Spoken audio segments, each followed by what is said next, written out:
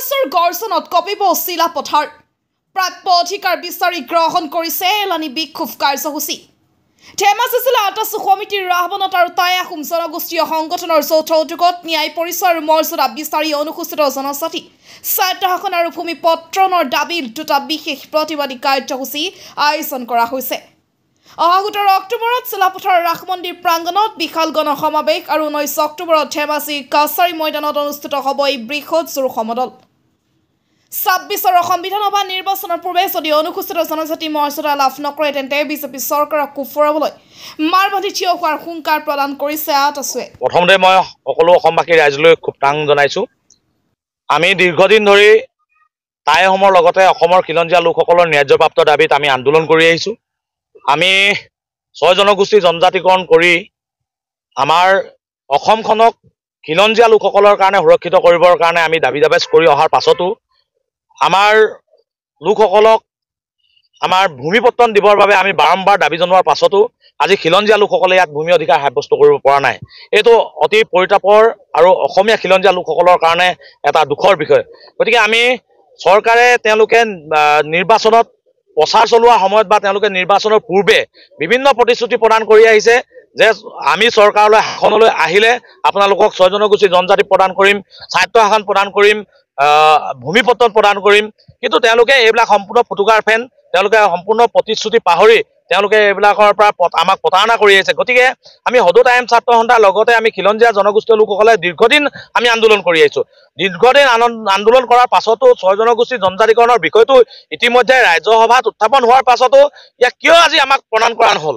আজি 600 বছৰ টাই আহোম জাতিটোৱে আজি ইয়াত বসবাস কৰি থকা খিলঞ্জীয়া ভূমিপুত্ৰ লোকসকলে ইয়াতে ভূমি অধিকাৰৰ পৰা বঞ্চিত হ'বলগীয়া হৈছে। ইয়াতকৈ আৰু কিবা দুখৰ বিষয় হ'ব পাৰেনে?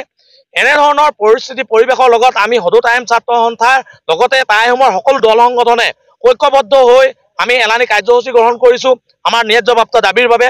অহা 17 অক্টোবৰ তাৰিখে চিলাপথাৰ ৰাস মন্দিৰ খেলপথাৰত আমি বিশাল গণসমাৱেশ আৰু প্ৰতিবাদী কাৰ্যসূচী গ্ৰহণ কৰিছোঁ, য'ত লক্ষাধিক লোকৰ সমাগম হোৱাৰ ইয়াত এটা আশা আছে।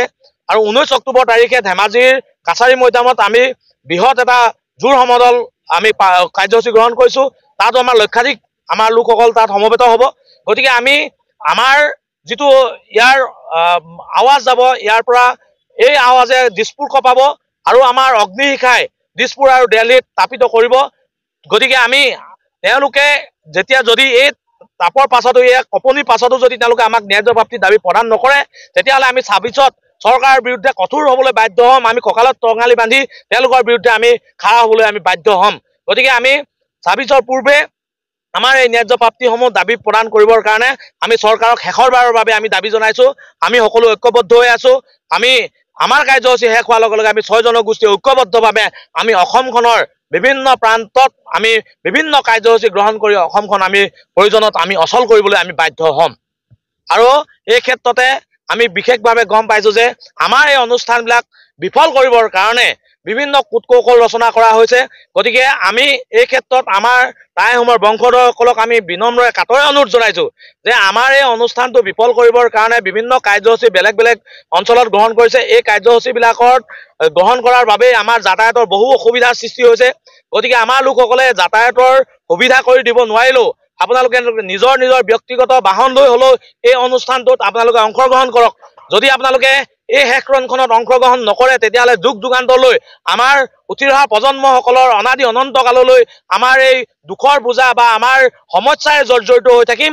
আমি শেষৰখনৰ ৰণত আমাৰ সমস্যাসমূহ আমি নাইকিয়া কৰি চৰকাৰৰ পৰা আমি এই দাবী কাঢ়ি আজৰি আনিবলৈ আপোনালোকে ঐক্যবদ্ধ হ'বলৈ পুনৰবাৰ আমি সদৌ টাইম ছাত্ৰ সন্থাৰ তৰফৰ পৰা আহ্বান জনাম।